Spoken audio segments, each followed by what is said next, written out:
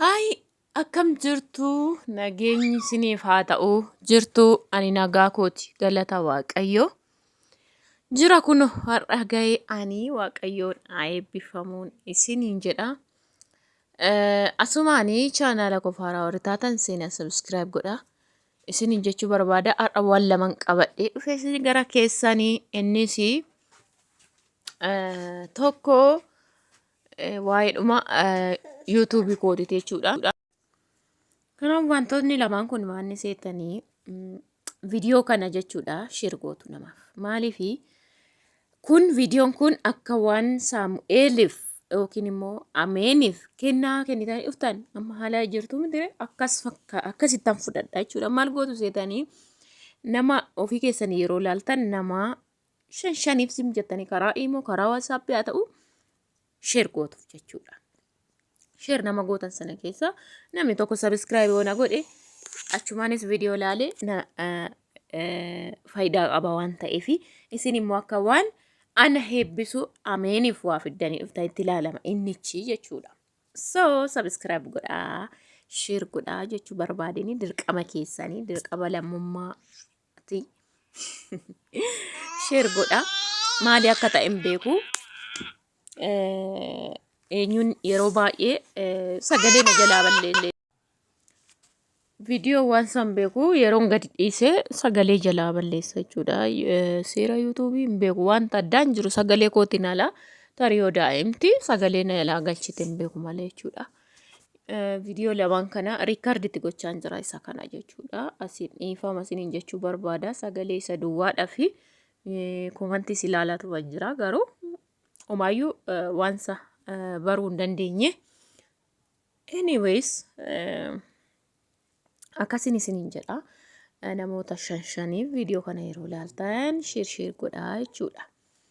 Maaliif yoo jettanii hunda dandeessuun ammatti kana booda bakka manuman jira waan ta'eef ala bahee iddoo fedha koo gahee hojjechuu yeroo nama argadhee kaameraa dhaabee yeroo argadhe akkam fedhetti kaameraa dhaabee hojjechuu hin danda'u. Maaliif daa'ima xixiqqoo ganaa lama waan ta'aniif maaliif natti hin tolu.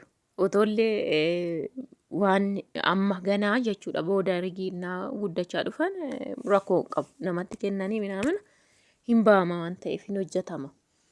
Kanaaf ammaaf isumaan na jajjabeessa dandeessu jedheen isiniin jedha. Manuma taa'een hojjedha sagaleedhuma suuraadhuma mormumaa koolii maaliif kana duras amma waggaa kanaa jechuudha isan amma da'ee kana sababan maaliif mucaanni sun waggaan guunee asii immoo ulfa waan hin ta'eef yeroo kamuu bahee hojjechuu hin dandeenye ture duras beekatuman zim jedha yeroo namni piraankii hojjedhu waan sirrii hojjedhu ala bahee hojjedhu namoota afaan hojjedhu mana jedhan beekatuman dhiisa maaliif kuni jiraanatu beeka waan ta'eef ammas akkasuma kanaaf kana laaltanii ijoollee share gootanii yeroo sana immoo namoonni isin share gootaniif keessaa namni tokko seenee subscribe godhee viidiyoo kana laalee waa gaarii hojjatee jechuudha. Isin immoo asumaan galanni keessan guddaadha yoo share gootanii. Inni lammaffaa maalinni egaa yeroo darbee hojjettu jennee turre nama gannu gargaaru dhugaa dubbachuuf nama hin barbaanna bargiit inuma jira dallaalaa biraan ayyaanaaf galanii yeroo deebi'anitti hin argamu. Garuu qallannee doolaraan minamina inni kolfinee jenne isin hundumti keessan beektu warreen komantii kennitan moodiidhaan otoo doolarri jiraate Itoophiyaadhaa baanaa minamina jechaa turtanii dhugaa dubbachuu dhugaadha. Nuti kan qabnu qabeenyi nuti qabnu 2,000 Itoophiyaa gara doolaraatti jijjiirree ijoollee suusiin doolara jedhuuni kennuufi barbaanneeti karaa kana ibsachuudha fedhiin keenya.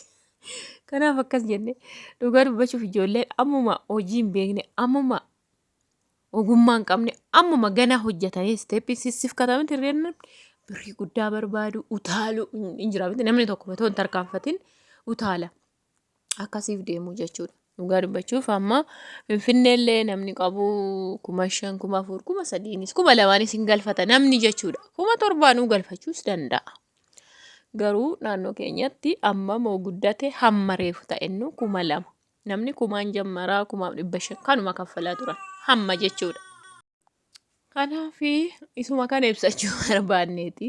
Yaa'u naannoo keenyatti reefu 2,000 ta'e nuyyuu jechuudha. Isaayyuu namni hundi fudhatu 2,000nis dirqama yooti ta'e nama yoo dhabeedha. Innaa akkasii isiniin jedha. Maaliif hojii maal qaba ree? Ammam kifilii tokkittii qabu sana malee maal qaba waan biraa ofiifuu kan hojjechiifatu. Hamma darajaatiin deema. Finfinnee too ta'ee ijoollee 2 3 qabu, 4 qabu, mana barumsaa 12tti ka'anii geessu, fagoo geessu. Sa'aatii tokkottuu manaa bahuu danda'u. Maaliif ganaa taaksii eeguu mana barumsaa dhaquudha. Darsitee kaatee 11tti 12tti nyaata gochuu qabdi minaamin. As garumtuu hin jiru. Manni barumsaa dhiyoo waan ta'eef tokkottuu ka'anii nyaata waan ta'eef nyaanni isa qabe waan ta'e godhanii mana barumsaatti hin ga'u jechuudha. Utuma galfatanii kifilii tokko saaloonii xaragdii algaa yoo hafte isaa warrumti haatumti mana ofiitu waan ta'e algaan absisiifattuu hin barre ka waan ta'eef saaloonii isaa xaraguu. Akkuma feetettoo xaragde xaragame jedhama waan ta'eef. Kanaaf namni keenya biyya keenyatti akkuma darajaatti deema gaayyoo.